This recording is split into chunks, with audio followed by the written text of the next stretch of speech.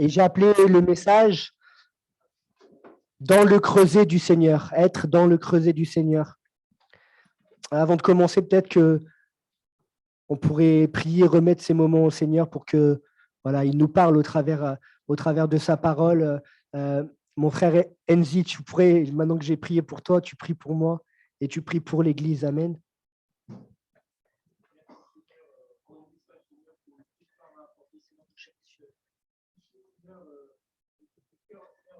Amen. Seigneur Jésus.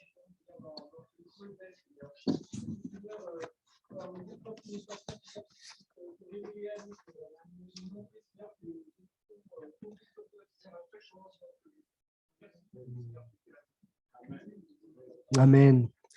Et on va commencer directement par ouvrir la parole de Dieu dans Malachie, au chapitre 3 et le verset 1 à 3. Donc Malachie, c'est un des derniers, je crois le dernier, livre dans l'Ancien Testament. Voilà, il est affiché, c'est plus simple. Voici, j'enverrai mon messager. Il préparera le chemin devant moi et soudain entrera dans son temple le Seigneur que vous cherchez. Et le messager de l'alliance que vous désirez, voici, il vient, dit l'Éternel des armées. Qui pourra soutenir le jour de sa venue? Qui restera debout quand il paraîtra? Car il sera comme le feu du fondeur, comme la potasse des foulons. Il s'assiera, fondra et purifiera l'argent. Il purifiera les fils de Lévi. Il les épurera comme on épure l'or et l'argent, et ils présenteront à l'Éternel des offrandes avec justice. Amen. Voilà un premier texte qui nous parle déjà de feu du fondeur, qui nous donne une expression qu'on n'a pas l'habitude d'entendre, potasse des foulons, et ça nous dit que Jésus, donc le Christ, s'assiera, fondra et purifiera l'argent. Il purifiera les fils de Lévi. Qu'est-ce que ça veut dire? Ça nous dit que Christ est ce messager de l'alliance désirée par le peuple hébreu. C'est celui qui est annoncé comme celui qui va créer une nouvelle alliance. Et lorsqu'il est venu sur terre, Jésus, il a été envoyé premièrement vers Israël pour qu'il se tourne à nouveau vers Dieu, au-delà des apparences, on va dire, au-delà d'une fausse apparence religieuse. Vous savez, comme à l'heure actuelle, dans notre génération, beaucoup de personnes se donnent une apparence religieuse. J'en parlais avec quelqu'un dans la semaine. Voilà, une personne va demander, mais est-ce que tu es de cette religion? Pour elle, cette religion, c'est la référence. Voilà, moi, j'habite dans les Vernes et pour cette personne, c'était la référence, cette religion. Et à côté de ça, ça ne les gênait pas qu'il y ait voilà, toutes sortes de paroles mauvaises dites sortant de sa bouche, toutes sortes de drogues, toutes sortes de mauvaises choses faites, comme voilà, des jeunes de 8 ans qui vont brûler des HLM, etc. Ça ne le gênait pas, mais il fallait qu'il soit de cette religion et pour lui, c'était tout. Et ça, vous voyez, ça, c'est les apparences. Le cœur n'est pas transformé. Et eux, c'était ça, en fait. Ils étaient dans les apparences, pas transformés. Et Jésus est venu vers eux, le peuple hébreu, en premier, parce que c'était le peuple que Dieu s'était choisi.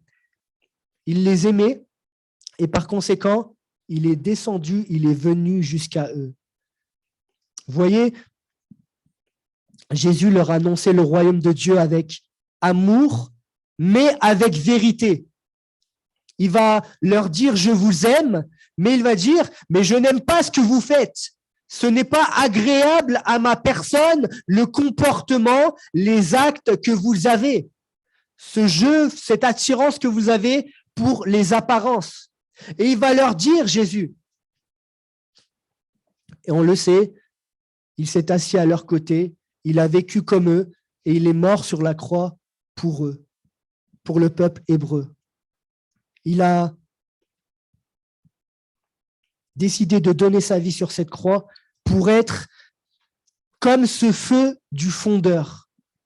Et mon frère, est-ce que tu pourrais mettre cette image du creuset? Je ne sais pas si on le voit bien, mais le Seigneur a décidé d'agir comme ce feu du fondeur. Cette image, on l'expliquera un peu plus tout à l'heure. Son but a été de les purifier de la culpabilité du péché. Il a expié le péché sur la croix. Il a parlé, il a agi, il est mort sur cette croix pour être, comme le texte l'a dit, cette potasse des foulons. Et moi, je ne savais même pas ce que c'était. C'est quoi de la potasse des foulons, etc. Et en gros, un foulonnier, c'était un gars ou une dame qui prenait du textile et qui le lavait, qui le blanchissait, qui le purifiait. Et voilà, comme un blanchisseur qu'on voit dans certains magasins encore, si ça existe encore. Et mon frère, c'était pas cette image, mais bon, passons. Tu n'es pas obligé de mettre l'image. Je t'ai envoyé un message ce matin, c'est pour ça. La potasse, en fait, c'est ce qui permet de blanchir les vêtements à cette époque. Donc, en fait, Jésus nous dit, par le moyen de ce texte, que Jésus est venu pour les purifier, pour que le vêtement soit blanchi par le sang de l'agneau. Voilà ce que ce texte nous dit. Et ce texte nous parle déjà du fait que Jésus va venir et que cette alliance, c'est une nouvelle alliance qui va être créée et que cette alliance va nous permettre d'entrer également sur ce terrain de la foi avec Jésus. Nous qui ne sommes pas du peuple initialement choisi par Dieu, le peuple hébreu. Cette alliance va s'étendre à tout le monde. Et par cette mort sur la croix, le rachat de nos péchés est possible. Le pardon de nos péchés est possible. La purification de nos péchés, elle est possible. Ça s'appelle la grâce de Dieu. Par nos propres moyens, nous ne pouvons pas être pardonnés de nos péchés. Nous ne pouvons pas, comme certains le croient, comme certaines religions l'enseignent, avoir des bonnes actions qui vont être plus grandes que les mauvaises actions et Inch'Allah, je vais au paradis ou peut-être j'irai au paradis si Dieu veut et il y a un purgatoire comme si… C'est faux, il n'y a pas de purgatoire, ça n'existe pas. Soit tu vas en enfer, soit auprès de Dieu et c'est Dieu qui décide de ça, ça s'appelle la grâce. Et si tu entends ce message, tu peux y répondre favorablement et être sauvé par la grâce de Dieu. Pas par tes propres moyens, mais parce que Jésus est mort pour toi sur la croix. Et si tu reçois ça dans ton cœur avec foi, alors tu es sauvé. Uniquement par ce moyen, tu peux être sauvé. Ça s'appelle la grâce. Après s'être tourné vers lui, là, après avoir reçu ce pardon des péchés, là, nous pouvons devenir une nouvelle créature. Et nous pouvons dire, les choses anciennes sont passées et voici, toutes choses sont devenues nouvelles ou toutes choses sont en devenir. Il y a un avant et un après. Il y a un avant et ce moment de la rencontre avec Jésus. Et avant de commencer à parler de l'épreuve, je voulais quand même parler de ce feu du fondeur parce qu'il y a un jugement qui nous attend. Jugement de Dieu pour ceux qui ne connaissent pas Christ, pour ceux qui ne l'ont pas accepté.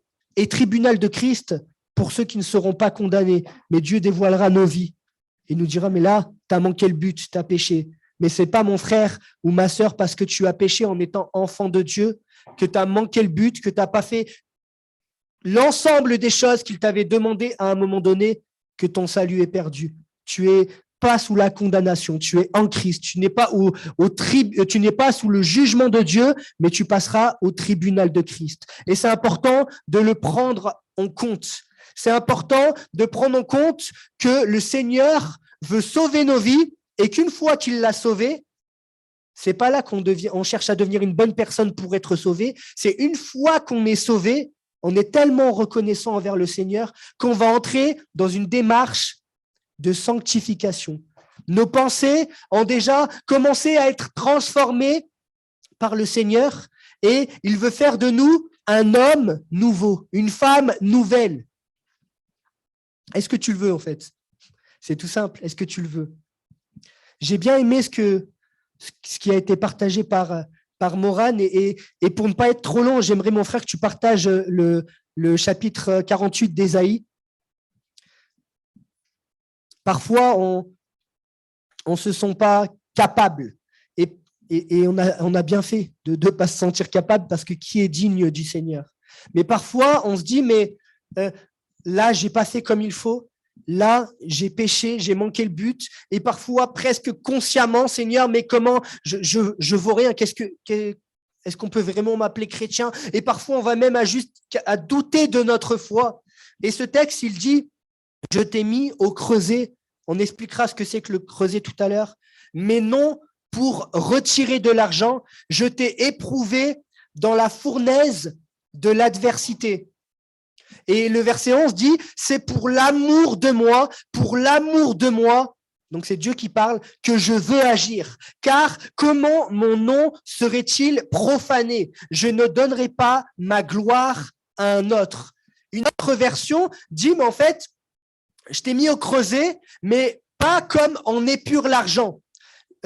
Ça nous dit qu'en fait, il nous a mis au creuset, et je vais vous expliquer ce que c'est exactement pour que vous compreniez mieux, mais je ne l'ai pas fait comme comme l'utilité totale que ça doit avoir. Parce qu'en fait, si je vous mettais au creuset, le creuset, ça sert à séparer l'argent de toutes les impuretés. Si je le faisais totalement comme on fait pour de l'argent, mais en fait, vous serez tous morts. On serait tous condamnés. On serait tous perdus pour l'éternité. Mais le Seigneur, comme il use de patience envers nous, comme il est miséricordieux, comme il est bon, il nous purifie, mais pas comme on épure l'argent. On pourrait dire cet affinage, il se fait, mais pas jusqu'à l'extrême, comme le font les raffineurs. Parce que s'il nous traitait selon sa justice, le Seigneur, alors qui vivrait, comme dit un chant?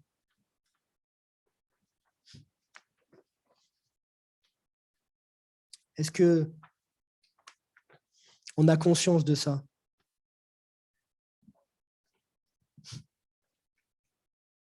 Est-ce qu'on a conscience que lorsqu'on est passé de la mort à la vie en acceptant Jésus, Dieu nous considère saints? Ça, est-ce que vous en avez conscience? Dieu nous appelle saints. Pourtant, est-ce qu'on est saints? On manque le but si facilement, on doute. Notre sœur le disait, on connaît la Bible, on la lit, et puis lorsqu'arrive l'épreuve, parfois on doute. On dit, Seigneur, mais je lis ça, ta parole, là, soi-disant, elle est vivante. En tout cas, c'est ce que je sais. Mais c'est trop facile. Hein, comment? Et on remet même en question la parole de Dieu alors qu'on est croyant. Et là je tire pas à balles réelles sur quelqu'un. Moi aussi, je suis comme ça. Moi aussi, l'être humain, il est comme ça. L'être humain doute.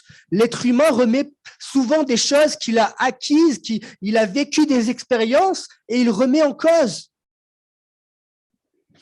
Mais Dieu nous voit saints, parce que lorsqu'il nous voit, il voit Jésus qui est mort sur la croix pour nous. Ça ne veut pas dire qu'on est saint, mais ça veut dire que lors du jugement, comme je l'ai dit, Dieu ne verra pas nos péchés, il verra Christ mort pour nous. Par contre, la route, elle n'est pas encore finie. Il y a encore du chemin à faire. Et qui sait quand Dieu nous reprendra? Peut-être que ce sera par la mort, peut-être ce sera l'enlèvement de l'Église. Mais le fait est que dans ce monde, pendant qu'on y est encore, on est attaché à une enveloppe charnelle et on est dans un monde dans lequel Satan règne. Il est le prince de ce monde, la Bible nous dit.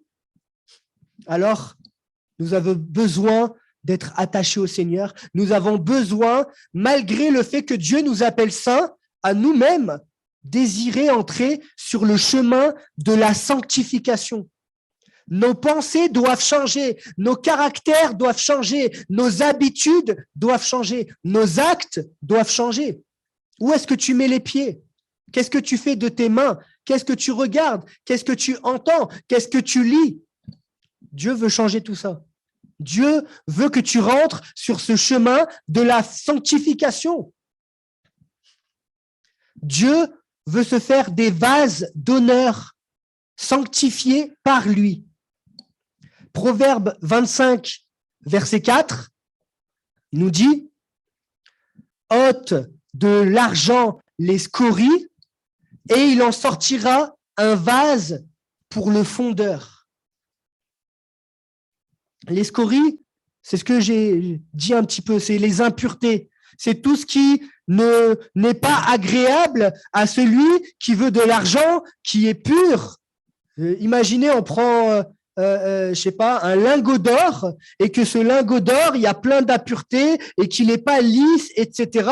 Mais en fait, c'est pas la même chose que si le lingot il est pur, il est constitué uniquement d'or, il est précieux dans ce sens-là. Mais tant qu'il n'est pas travaillé, ce lingot d'or, il vaut pas la même valeur.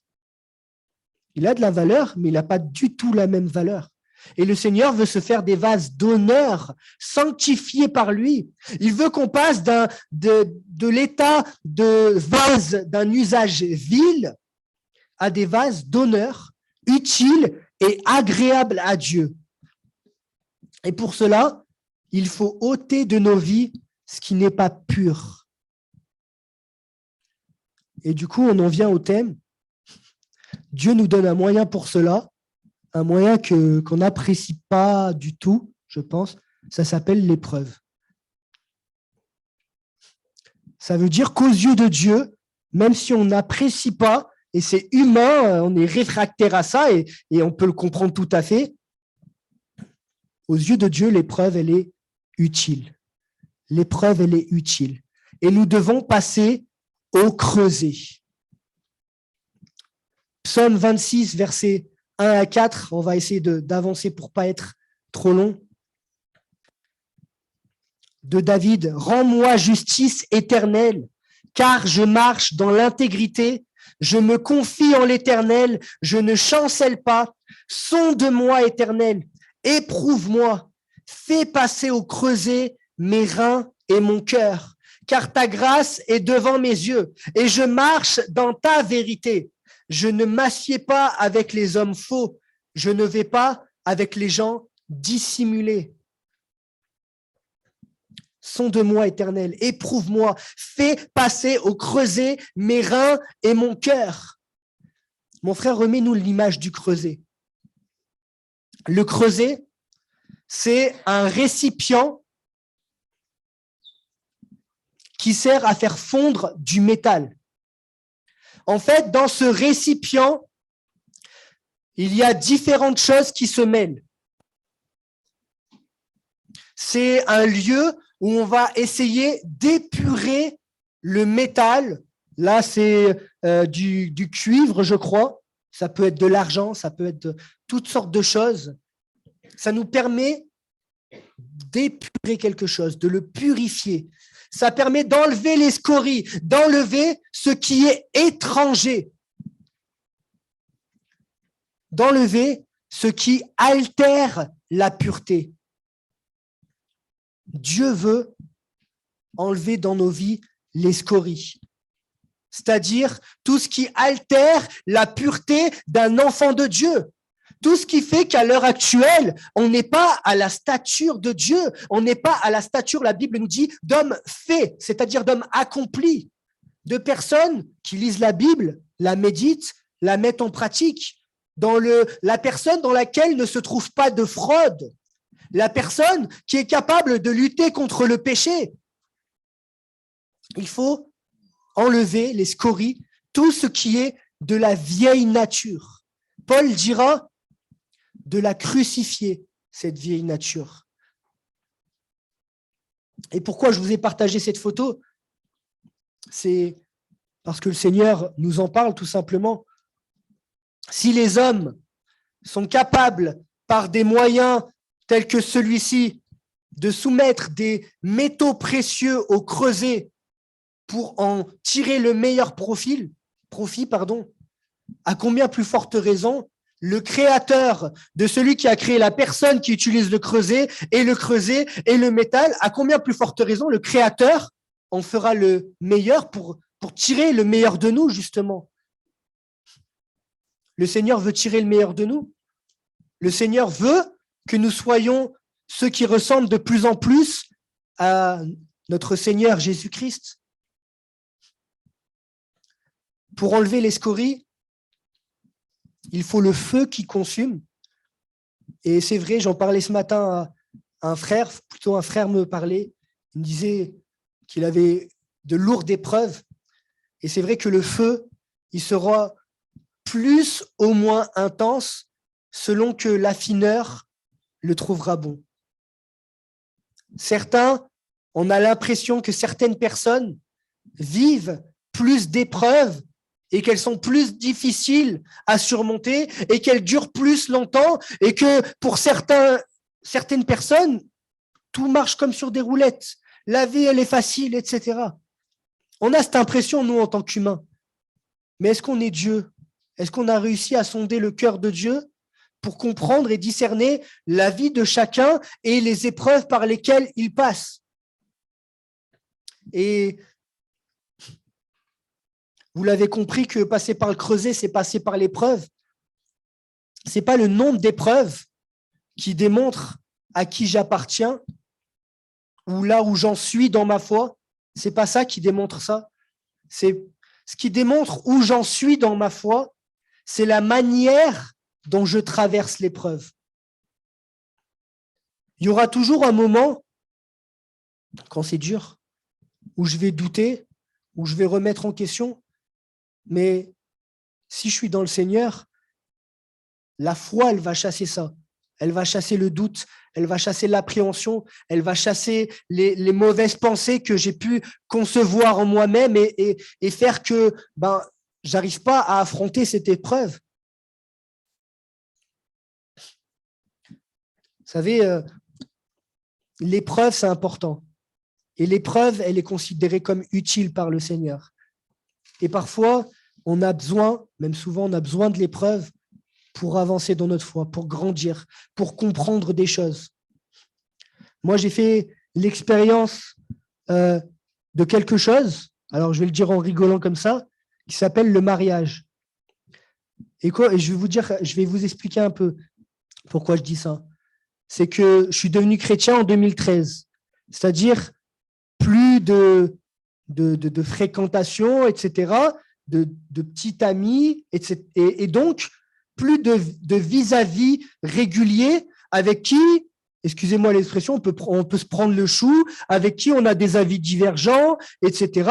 Et puis de toute manière, j'habitais pas avec ces personnes. Puis arrive le mariage, et toi, tu crois en tant que jeune chrétien que ça va, franchement, j'ai de la maîtrise de moi-même, ça va, j'ai de la patience, ça va, je suis spirituel. Et puis quand arrive le mariage, tu vis au même endroit avec une personne qui a des pensées différentes de toi, qui est un autre être humain, tout simplement. Et là, tu dis, mais Seigneur, je manque de patience, je manque de maîtrise de moi-même, je manque de tempérance, Seigneur, je m'énerve, mais des fois pour rien, etc., etc.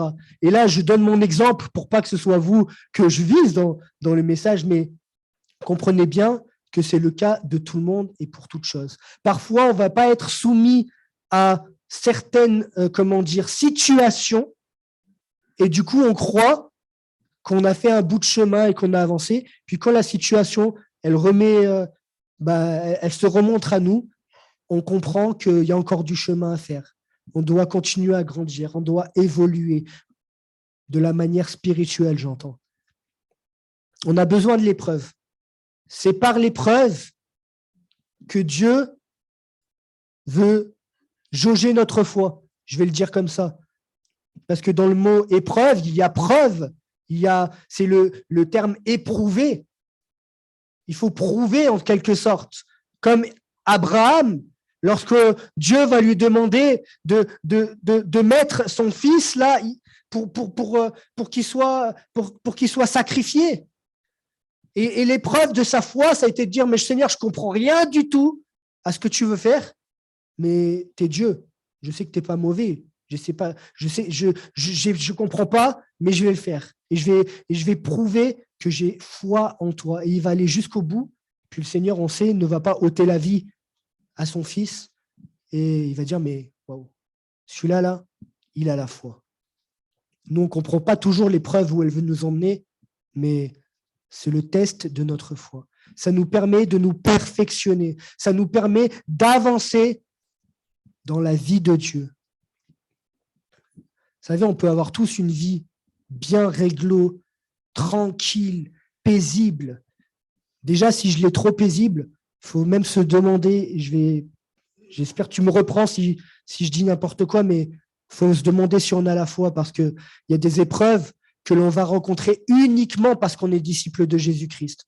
Donc, si on n'a aucune épreuve, voilà, il faut se poser la question. Pas qu'il faut rechercher l'épreuve, j'entends, hein.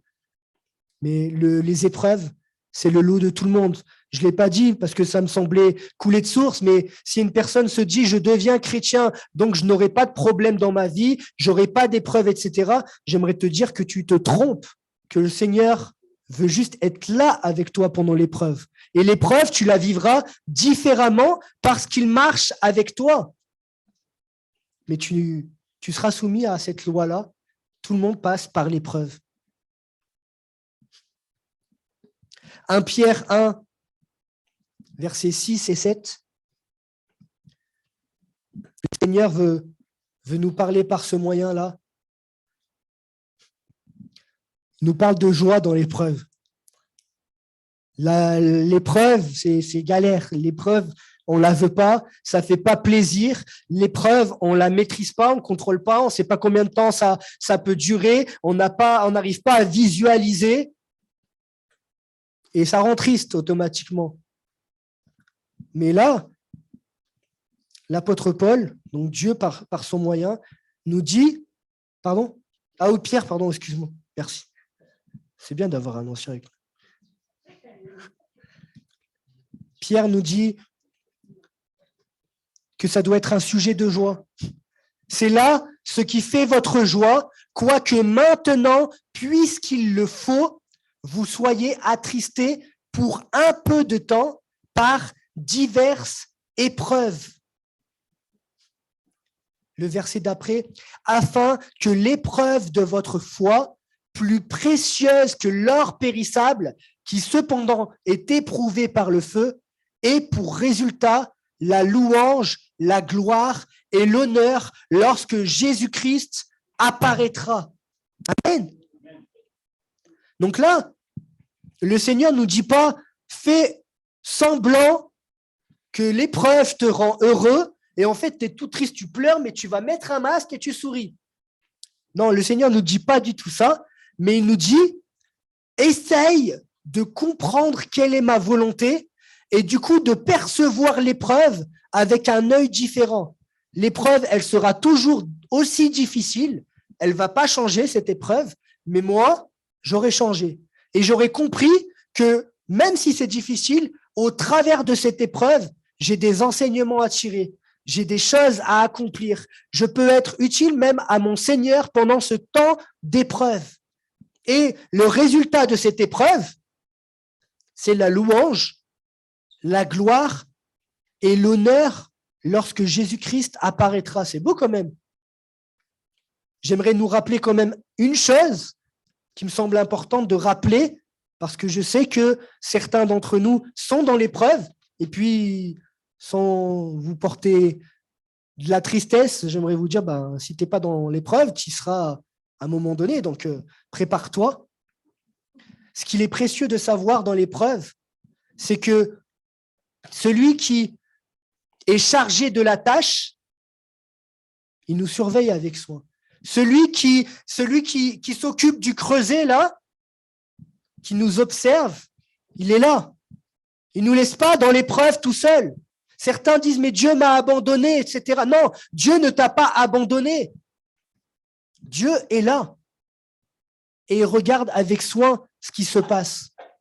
Il est là dans ta vie. Des fois, il y a des moments où on a l'impression que Dieu ne nous parle pas.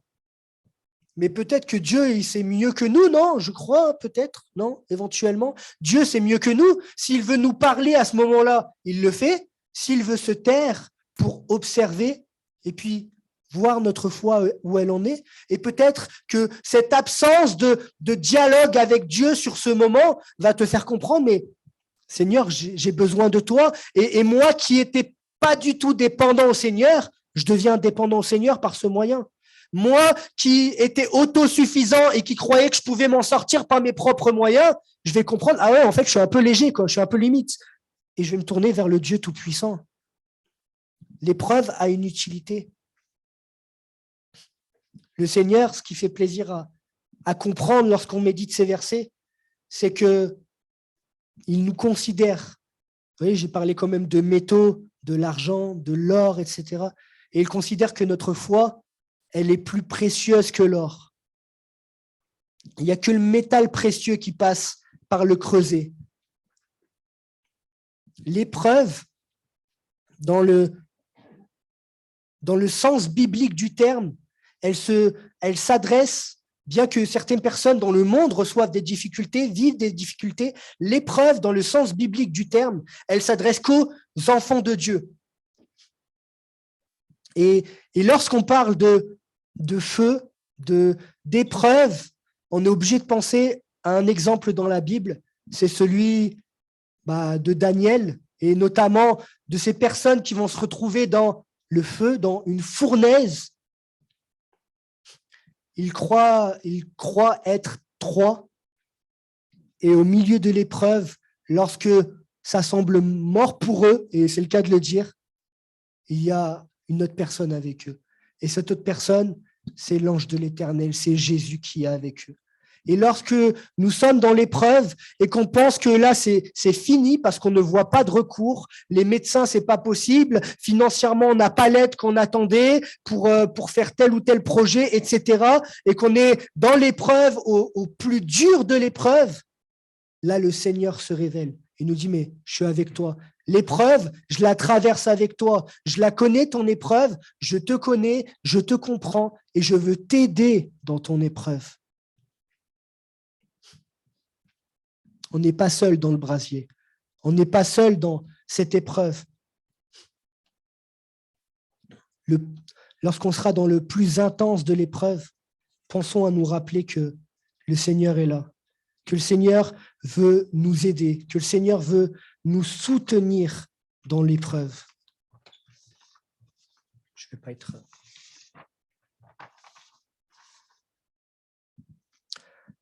Il y a un verset qui, moi, m'a toujours parlé. Je pense qu'il parle à pas mal d'entre nous. D'ailleurs, je crois que tu l'as cité vendredi. Ce verset, il dit que toute chose concourt au bien de ceux qui aiment Dieu. Toute chose concourt au bien de ceux qui aiment Dieu. Et toute chose, c'est les épreuves aussi. Les épreuves concourent au bien de ceux qui aiment Dieu. Les épreuves, alors qu'on les rejette souvent, nous amènent à percevoir la foi d'une autre manière. Vous savez que celui qui a vécu l'épreuve parmi nous, celui qui la connaît, souvent il est bien plus, je veux dire comme ça, spirituel que ceux qui ne traversent pas l'épreuve.